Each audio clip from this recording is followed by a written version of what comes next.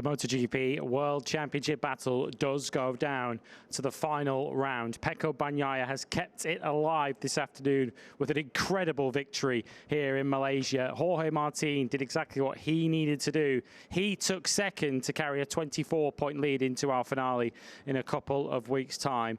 But the first 5 laps in particular of that Malaysian Grand Prix will live long in our memories. Lewis Sotheby and Simon Crayfire are going to look back on the Malaysian Grand Prix. We saw the show was pretty much all in our first 4 laps, which are as good as MotoGP racing as we've seen this season and for many seasons. Yeah, it was fantastic. And like I said during the coverage, I believe I could see them using that front tyre differently, because Jorge knew if he used the edge pushing like that, he was likely to lose it. So he was using the strong point of the, excuse me, the medium compound, which is quite strong. It might be medium here, but it's very hard elsewhere at lower temperatures. And they were battling in a different way, but great battle. And they both wanted that fresh air so badly, because you literally could spend 2 laps behind before you'd have to go, uh-oh, and drop back. And they did not want to be the one having to do that. Neither of them. They fought so hard for it. We knew Pecco was going to do that. He's told us last night he's all in. Just we didn't know how Jorge. I mean, yes, Jorge's lately just been riding the wheels off it, hasn't he? Hasn't given up at all, you know, on the wins. But it was brilliant to see them with so much to lose, battling so hard at such a good pace in such difficult temperatures. You know, track temperature when it gets up there, grip goes down, things don't perform, including your mind as well. Yeah, brilliant. Yeah, we'll discuss the top 2 and the title battle to come as we go through this show. We'll be hearing from both of them. But first, we're going to hear from the rider who finished in 3rd place today. Bastianini is now just a point behind Marc Marquez in that battle for 3rd in the World Championship, which is going to go all the way down your field to the final Sunday of the season. Not exactly a close 3rd, it has to be said today, for Bastianini, but he was on the podium and he gave his thoughts to Matt Burt.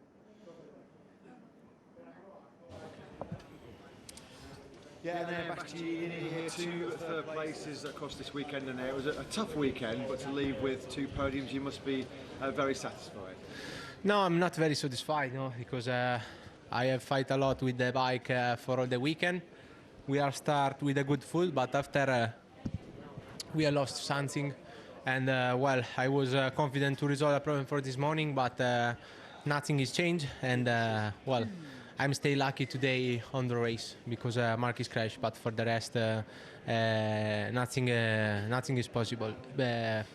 Positive. We know your potential here in Sepang because we saw you win the Grand Prix here last year. What's been missing? What's been the problem this weekend for you? I don't know. I was low in the middle of the corner. I was without speed entry, and well, because every time if I make something different, if I'm entry much faster compared to the lap before, or was impossible. Today was impossible for me to give the 100%, and I'm angry. Frustrating way though to win the weekend, but you did actually take your 50th career podium. I know you wanted better. You expected to fight with Jorge and Pecco. Close now in the fight for 3rd in the championship between you and Marc. What are your thoughts about that going into the final Grand Prix? Yeah, for Marc it's advantage to go in Barcelona, his town, and well, for me it wasn't correct to race in Spain, but it's like this. This is the choice of Dorna. And nothing, we have to give the 100%, and I have to be much strongest compare the race in Barcelona at the start of the season, because yeah, it was fast, but they bring 2-3 long lap penalty, and well, let's see. Yeah, I'm sure the beast will be back stronger in Barcelona in 2 weeks. Well done, Anne. Thank you. Thank you very much. Yeah, he didn't exactly get on too great with that circuit earlier this season. Certainly the intention is to be back there in a couple of weeks for the season finale. 1 or 2 details still need to be rubber stamped, but that certainly is the intention. It's not one of Marc's, who he's battling for. It's not one of Marc's favourites either. Yeah, so both of them could potentially be up against it. It would be quite an even battle for 3rd in the World Championship. Only 1 point separates them. I have to say, it's been a long time since I've heard a podium finisher sound quite as dejected as that. Yeah, he was the same last night, and I'll be honest, I believe him fully, because we know what he can do. As Bertie said during the interview, he is so competitive here when he's comfortable. He won last year really convincingly, and I know he was hoping to do that sort of performance again before leaving. I mean, he must have known it was probably his last chance, because Barcelona he doesn't particularly like. He said in the end of the sprint that he didn't have confidence in the front. There was something wrong. He was convinced there was something wrong. They tried to fix it. He believed they would, and he would have a better one today, but they didn't. So it's probably why he's so frustrated. Let's turn our attention back to the top two then, who still have World Championship aspirations going into the season finale in a couple of weeks. And starting with Jorge Martin, first of all, the battle we saw at the first sort of 4 or 5 laps of the race, of course, Jorge was the one, I guess, with potentially more to lose. If he was to go down, of course, he would potentially lose all of his advantage. Okay, Pecco Bagnaia could potentially lose the championship altogether, but he was the one who needed to pull back points, so he had to lay it all on the line. So first of all, how much credit does Jorge deserve for that? But also, he was one of just 3 riders at the initial start who went for the medium front tyre in a situation where I guess the temptation might be just to follow what Pecco does. Jorge was not afraid to take what some might have seen as a gamble. He clearly didn't, to go for that medium front. He tried it in the, I think it was the free practice before qualifying, and he did long runs on it. He was fast. He pulled into the pits while red sectors and you think he's happy on that tyre, and obviously choosing it today, believed there was an advantage at the end. He more or less confirmed that in Parc Ferme when I basically asked him about the race, and he pushed on trying to use that advantage. Almost crashed, and then thought, I best bring it home. But I got to say, hats off to him. Like you, he has explained, and I've explained before in last week's show, that he believes that by going for it, racing, he's better focused and makes less mistakes, you know. And great for us that he does that, because also more chance of pushing Pecco into a mistake, because as you mentioned during the race, if they both fell, it was better for Jorge than Pecco. In the end, Martin had to settle for second place. There was a little phase in the race later on where it looked like he was potentially closing in on Pecco Bagnaia. He then ran in hot into turn 9, and in the end, he had to settle for second from there. We can get Jorge's reaction now at the end of a significant Grand Prix. Not the championship clinching Malaysian Grand Prix for Jorge, but he does have a 24-point lead. He's speaking to Matt Burt. Yeah, second in the Malaysian Grand Prix, but importantly, a step closer to winning the World Championship in 2024. First of all, Jorge, congratulations. We have to talk about those first 3 or 4 laps and that unbelievable battle with you and Pecco here in Malaysia. Just talk about it from your point of view, because from where we were sitting, it was unbelievable. Thank you. It was a great race so far.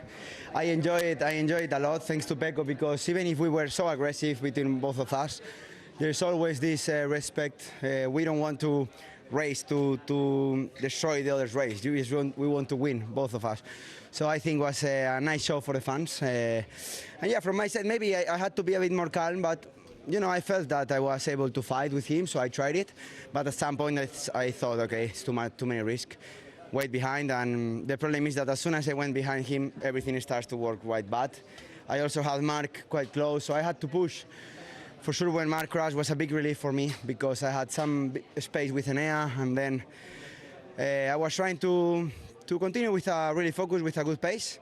And at some point I tried to recover to Pecco, but then I did a mistake in corner 9, and I said, okay, Jorge, that's enough. It was really physical also. I started to, you know, had some difficult moments the last 3 laps, so I just tried to make it till the end, and nice and important more points on the championship. That unbelievable battle. I mean, we could see you were stronger in different parts of the circuit. I mean, where did you feel you had the advantage, and where did you feel that Pecco was stronger in that particular fight? I think everything was on his side to win today, because he had a lot to risk. I mean, for my side, I can battle. I could battle a little bit more, but was no sense. I mean, I think I could get that first position, but was too many risks. So I think that's important, because in terms of riding style, I think we were so close. I think it was no difference at all. It was more, you know, on the mental side, and I think he had everything today to win. I think it was lap 16 where you started to catch him, and I think probably at that point you thought maybe there's going to be another chance, and then the mistake did come at turn 9. I mean, how close was that? And you saw the people, I guess, from the team that said focus. And so from Nowadays in MotoGP, if you are not on the lead the first 10 laps or the first half of the race, then it's almost impossible to win it. But you know, I never give up. I always try it till the end. And it was similar to Japan. I was closing the gap. I closed for maybe 4/10 in one lap. I said, okay, you can do it. At least put some pressure on him. But, you know, I had this moment in corner 9, and from that point, I just tried to make it to the end. And as we said, Jorge, so close now. 1 round remaining, 2 races. You can actually now win the championship in the sprint on Saturday in the final Grand Prix. How are you feeling now? Are you kind of more relaxed about the fact that you've got that big points advantage going to the final race? Yeah, let's see in Barcelona. For sure, it's a nice track for me, nice track for Pecco. It's already a privilege, as I said on Thursday, to be here. I think, yeah, I don't want to precipitate. Like, I don't want to be too, ¿cómo se dice? Predict. Yeah, no. Yeah, I don't want to close just on the sprint and I don't know what's all the word. I want to, everything has their time, so I will try to do it on Saturday if it's possible, but will be difficult for sure. And if not, today was a good training for Sunday, next Sunday, because to finish second, trying to be calm and just finish is not easy for us. It was an unbelievable race, a great show for the fans, a great show for all of us, Jorge. Thank you. Well done. Thank you. Second place. Thank you very much. ¿Cómo eres la palabra? Yeah, we certainly thank Jorge and Pecco for the battle that they gave us, which I think we're all going to go back and watch as soon as we're off the air here from after the flag. He kind of asked the question that I was about to ask you off the back of that interview, is how he will approach the final round of the season, because we've seen 2 title deciders in the last 2 years that Pecco Bagnaia has led, particularly in 2022 when we didn't have a sprint, where he used the points advantage he had to get the points he needed with the minimum risk. Jorge Martin doesn't strike me as the kind of character that's going to take that approach. He wants to try and win it on the Saturday if he can, but he's certainly not going to just try and ride around and ride off the pace, because he said that's where he feels he's potentially at his weakest. Yes, I think he's going to approach it the same as today, as in try to get that fresh air early on, and whoever is behind has the disadvantage, you know, and then he's got more chance of pulling a win off, you know. And Pecco is going to approach it the same as he did today, try and deny Jorge that fresh air early on in those first 2 laps. Like I said, you can't spend more than 2 laps behind close. If the temperature is up, you know, we might be lucky and it's cooler in Barcelona. We can see them battling the whole way. So that's the key. And also the way I think Jorge is thinking, he kind of gave it a little away there a little, is if he can keep the pressure on Pecco, there's more chance of Pecco making a mistake. So he is not going to cruise around, which is good for us. The championship's still alive, and they're both up for a fight in Barcelona.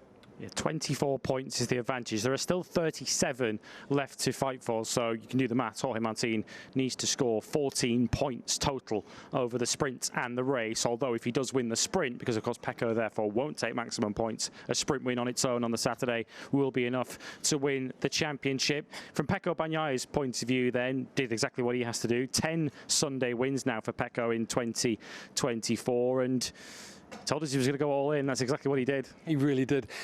You know, I've been watching it all year, and every time someone gets an advantage, they make a mistake and it swings back the other way. So it was kind of due for Pecco to...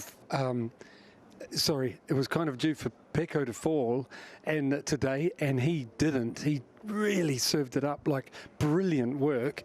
The thing is, from here, Pecco's mentality has to be, he has to do everything perfectly. He has to do everything perfectly, and I think it's, in one way, it's a lot of pressure, but another way, it's easy to know what you have to do. Does that make sense? It tends to bring the best out of him, doesn't it? Yes. Well, pretty much both of them, under pressure, they're both brilliant. And I think Pecco, knowing he has to be perfect, if he does that, it puts big pressure on Jorge to, you know, he could make a mistake. You see what I mean? He could force Jorge into a fall, which opens up the door again for another opportunity for Pecco. And that's how fine the margins are. It would only take one mistake for it all to suddenly swing back Pecco Bagnaia's way. Let's get the thoughts now of the Malaysian Grand Prix winner. 10 Sunday wins now in 2024. Pecco Bagnaia's with Matt. Yeah, the reigning world champion, still the world champion, Pecco Bagnaia, after that phenomenal victory here in Malaysia. First of all, Pecco, congratulations, and secondly, thanks for a truly amazing show that you and Jorge put on in front of an incredible crowd here. You said pre-race you're going to be aggressive. It was must-win, all in. Talk us through those first 2 or 3 laps, because it was MotoGP at its very best. I think we give it to the people at home and also here a good show. Jorge was super aggressive, but we had a very clean battle with every touch, and I was just waiting the moment to attack on the pace, and I was knowing that my pace was good enough to open the gap. And as soon as I did it, I was just hoping, and I was just dreaming to see Enea or Mark gaining on him and overtaking him to take out some points. But again today we are showing why we are doing a different job, and this is incredible. The performance we are showing is something incredible. Thanks also for the bikes, but we have to say that we are doing something speechless. I want to say. And the race was super good, and was I was expecting also from yesterday.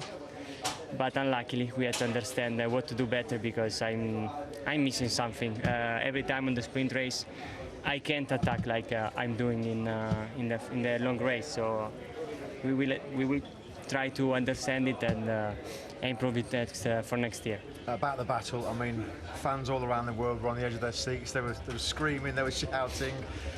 Where did you feel that you were stronger than Jorge? Where did you feel that he was stronger than you? Because there were so many overtakes, it was hard to keep count. He was stronger in corner 5. He was gaining a lot there, but I was very strong in all the entrance of the corners. And I think to overtake me, to attack me, he needed to go over the limit. I saw twice that he was losing again the front, and I was very, very on the limit the fight. But I was also very good on braking, and at the last corner I was always attacking at the maximum, and was the good strategy, but I just gained 5 points. So it's very difficult for Valencia, but we will try. You talked about hoping for some help from Enea, hoping for some help from Mark to maybe take some points away from Jorge. Did you think at all maybe a strategy where you got to the front and then slowed the pace to maybe bring some other riders into contention, or was it just a case of, I'm at the front, let's go? I'm not this type of guy, and I wanted just to enjoy the race. I enjoy it, and in any case, if I was doing it, I was not happy because it's something that is out of my mind. So it's not fair. I think it's not fair, and we have to win it in a fair way. And the mission of today was to make sure that you did still have a chance to win the championship in the last round. That is still the opportunity for you. 24 points is a big gap with only 37 left to fight for. Your thoughts on now what lies ahead in that final Grand Prix, because you still have a chance. Anything can happen. We still have a chance. We really need some help by others, because in case of a win, he will finish seconds, because we are in another level. But I will try to help everybody during the weekend, to let my slipstream to just be that someone will follow. I know that in Barcelona also Aleix Espargaró will be strong and will help all the weekend Jorge. But I just need someone that will go in between me and him. You showed once again you are a truly great world champion. Well done, Pecco. Thank Great you. job. Thank you so much. So a bit of a call to action there from the current world champion. Help needed at the final round in a couple of weeks' time. Let's see if that help is forthcoming. An incredible race between our 2 title contenders, and it will go down to the wire. A couple of other performances worth touching on before the press conference, which is coming up very, very shortly. Alex Marquez in 4th, back-to-back 4th places for him. But Pedro Acosta in 5th place today, back into 5th in the World Championship after a collision which none of us enjoyed seeing between Brad Binder, Jack Miller and Fabio Quartararo in the initial start. Grateful that both Jack Miller and Brad Binder looked relatively okay. We saw Jack walking down pit lane just before the restart. Brad Binder did pull in at the end of the sighting lap after pain in his shoulder. Pedro Acosta at least giving the Pira Mobility Group something to smile about today. Yeah, that crash and then seeing Jack's helmet getting ripped around by the grippy rear tyre there, I was so scared. And unlike riders having to completely shut it out, it was still there. And no kidding, when Jack we saw him walking back from the medical centre, I had tears rolling down my face. I was genuinely afraid of, like, we don't want to see Jack end his career or worse, you know, like this. So super happy to see he's fine. I saw him just before coming here, gave him a kiss on the top of his head. He was holding their daughter and walking out of here. Yeah, super scary moment. Things, I've got to say, are so much safer in MotoGP now than they were when I rode 25 and 30 years ago, because the circuits, for starters, you know, so we don't often see these nasty crashes that scare us like this, you know, and we seldom see, we don't see the impacts with like walls like we see in the background. All of that is gone. So yeah, brilliant. Yeah, standout rides. I mean, Fabio again, fantastic. Alex Marquez, wonderful, like he is every year here. Marc Marquez, he amazing ride yesterday and was trying to do the same today, lost the front. And just while we're on Marc, he made a comment, sorry to go off a little bit, but I need to pass it on. What he said last night puts things in perspective. He said that I was asking about the difference between GP24 and GP23, and he pointed out that on those timed fastest attack laps, he said basically that he can't match what Jorge and Pecco are doing. They're doing something extra, you know, so it's not just the bike. And so that was big praise coming from him. He's working on trying to close that gap, but Marc was brilliant in the races. Yeah, I was going to come on to Fabio Quartararo next, actually. You alluded to him there. 6th place for him today. That is Yamaha's best Sunday result of the season. Of course, he would have been starting that race in a little bit of pain because he was involved in that collision with the 2 KTMs at the start. I asked him on Friday, and he didn't really want to engage in it too much. But, of course, the season started, if you like, in Sepang with some pre-season testing. How do you assess the progress that Yamaha have made from then to now? Yeah, I spoke to this about this with Mayo Marigali, who I apologise for calling him Davida on the grid. He was getting to me as well. He told me, you know, really open story one-on-one about that he's so happy to see them working so hard and making some progress. They've made progress with aero, with engine, and not just speed with the engine. They've found it helps agility and entry. They've got the entry better, which Fabio used to really good, you know, he just rode the wheels off it entry-wise here in Misano, amazing rides, and was going to in Thailand. And like I said, aero, they've made difference on chassis, they've made engine, not just power-wise, they didn't have much success with it here, but now electronics again, because they've been miles behind on electronics. I believe the Japanese have been. The Italians have got a big step on aero and electronics the last years, and they are finally making some headway with electronics as well. Yeah, good to see that. Well, the applause you can hear in the background, I feel like I want to join everybody in applauding the riders into the press conference. Pecco Bagnaia, Jorge Martin and Bastianini have just arrived. They're taking their seats now. So if you're watching us live, as you can see there, the press conference is coming right up. All that's left for us now is the final round of the World Championship. The plan, certainly at the moment, just to be rubber stamped, is for us to be heading to the Circuit de Barcelona, Catalunya in a couple of weeks for the final round of this incredible MotoGP World Championship. It has got the finale that we all wanted, the finale that it deserves. It will be either Jorge Martin or Pecco Bagnaia that is crowned MotoGP World Champion at the final round of 2024. We will see you there, where I'll have to go and watch those first 4 laps once again. See you in a couple of weeks.